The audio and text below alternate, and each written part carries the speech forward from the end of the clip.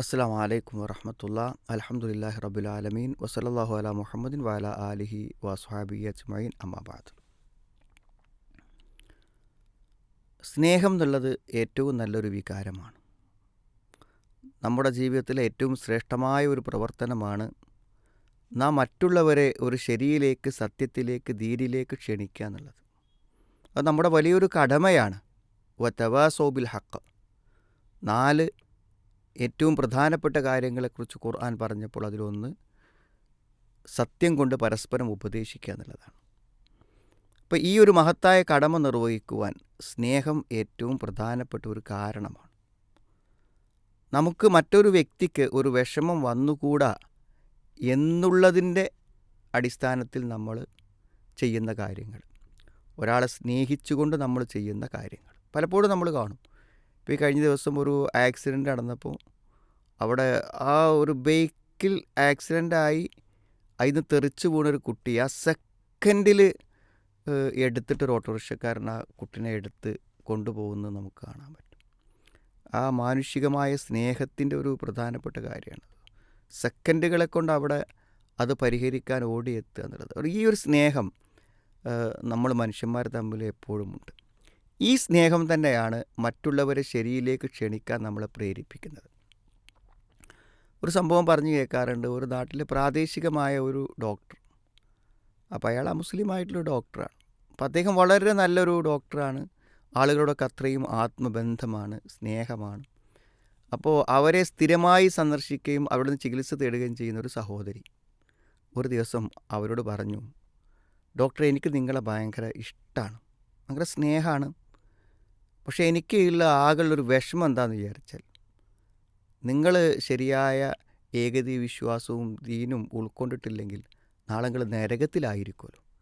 ഇപ്പോൾ ഡോക്ടർ നരകത്തിൽ പോകുക എന്നുള്ളത് എനിക്ക് സഹിക്കാൻ പറ്റില്ല എന്നാണ്. അത്രയും വലിയൊരു വിഷമം തോന്നുന്നു. അപ്പോൾ നിങ്ങളൊരു മുസ്ലിമായി കണ്ടെങ്കിൽ എത്ര നന്നായിരുന്നു ഞാൻ ആഗ്രഹിക്കുകയാണ് എന്ന് നിഷ്കളങ്കയായ ഒരു സ്ത്രീ, വലിയ വിദ്യാഭ്യാസമൊന്നും ഇല്ലാത്തൊരു സഹോദരി ആ ഡോക്ടറോട് പറഞ്ഞു എന്നാണ്. അതാണ് ഈ സ്നേഹം എന്നുള്ള ആ ഒരു വികാരമുണ്ടല്ലോ, അത് മനുഷ്യനെ മറ്റുള്ളവരെ നന്മയിലേക്ക് ക്ഷണിക്കാൻ പ്രേരിപ്പിക്കുന്ന ഏറ്റവും പ്രധാനപ്പെട്ട ഒരു ഘടകമാണ്. നൂഹ് നബി അലൈഹി ഇസ്ലാമിൻ്റെ ചരിത്രം വായിക്കുമ്പോൾ വളരെ ദീർഘമായ കാലം പ്രബോധനം ചെയ്തിട്ട് അവസാനം പറയണം, ഇനി ആരും നിൻ്റെ ദാവത്ത് പ്രകാരം നിന്നിലേക്ക് വരില്ല എന്ന് തീർത്ത് നൂഹ് നബി അലൈഹി ഇസ്ലാമോട് പറയുന്ന ഒരു സന്ദർഭമുണ്ട്. അപ്പോഴാണ് നൂഹ് നബി അലൈഹി ഇസ്ലാം പ്രാർത്ഥിക്കുന്നത്, റബ്ബിലാ തദർ അലൽ അർളി മിനൽ കാഫിരീന ദിയ്യാറ, പടച്ചോനെ ഭൂമിയിൽ ഒരാളെ ഉപേക്ഷിക്കരുത്, എല്ലാവരെയും നശിപ്പിക്കണേ. അപ്പോൾ ആ പ്രാർത്ഥനയുടെ ഫലമായിക്കൊണ്ട് ഒരു കപ്പലുണ്ടാക്കാൻ വേണ്ടി പറഞ്ഞു. ആ കപ്പലുണ്ടാക്കി. അപ്പോഴും ശത്രുക്കൾ പരിഹസിച്ചു കൊണ്ടിരുന്നു. അപ്പോൾ ഞങ്ങൾക്ക് ഇങ്ങളെയും പരിഹസിക്കാൻ അവസരം ഉണ്ടാകുമെന്ന് പറഞ്ഞു. അവസാനം എന്ത് ചെയ്തു? മഴ പെയ്തു, ഭൂമിയിൽ നിന്ന് ഉറവ വന്നു. ഒരിക്കലും ഉറവ വരാൻ ചാൻസ് ഇല്ലാത്ത, അവസരമില്ലാത്ത അടുപ്പിൽ നിന്ന് പോലും ഉറവകൾ വന്നു. അങ്ങനെ വെള്ളം അതിശക്തമായി അടിച്ച് കയറുകയാണ്. ആ സമയത്ത് മകനോട് പറയുന്നുണ്ട്, മോനെ ഞങ്ങളെ കൂടെ ഈ കപ്പൽ കയറുന്നു. അവൻ പറഞ്ഞു, ഞാൻ കയറില്ല, സാവിയില്ല ജബൽ, ഞാൻ ഏതെങ്കിലും ഒരു പർവ്വതത്തിൻ്റെ മുകളിൽ കയറി രക്ഷപ്പെട്ടു കൊള്ളാം, എനിക്ക് നിങ്ങളെ കൂടെ വരേണ്ട ആവശ്യമില്ല.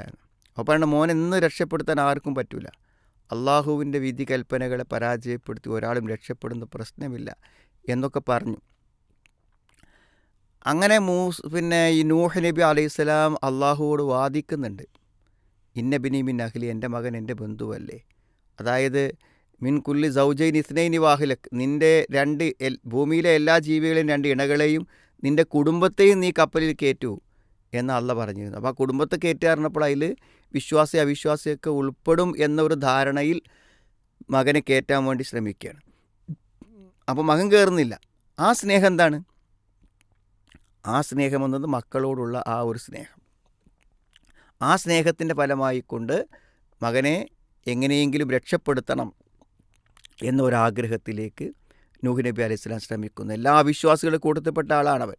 അവൻ എങ്ങനെയെങ്കിലും രക്ഷപ്പെടട്ടെ എന്ന സ്നേഹത്തിൻ്റെ പേരിലാണ് ആഗ്രഹിക്കുന്നത്. ഈ സ്നേഹം നമുക്ക് നമ്മുടെ മാതാപിതാക്കളോട്, നമ്മുടെ കുടുംബങ്ങളോടൊക്കെ ഉണ്ടെങ്കിൽ അവരെയൊക്കെ ദീനിൻ്റെ വഴിയിലേക്ക് കൊണ്ടുവരാൻ നമ്മൾ പരിശ്രമിക്കണം. ശരിയായ തൗഹീദ് ഉൾക്കൊള്ളാതെ, ശരിയായ ദീൻ ഉൾക്കൊള്ളാതെ നിൽക്കുന്ന ധാരാളം കണക്കിന് ആളുകളുണ്ടായിരിക്കും. നമ്മുടെ എളിയ ശ്രമങ്ങളെ കൊണ്ട് നമുക്ക് എന്ത് ചെയ്യാൻ പറ്റും? അവരൊക്കെ ദീനിലേക്ക് കൊണ്ടുവരാൻ പറ്റും.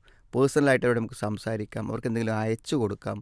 അതേപോലെ തന്നെ നമ്മുടെ വീട്ടിൽ എന്തെങ്കിലും ചെറിയ ഖുർആൻ ക്ലാസ്സുകൾ ഉണ്ടാക്കിയിട്ട് അതിലേക്ക് നമുക്ക് ക്ഷണിക്കാം.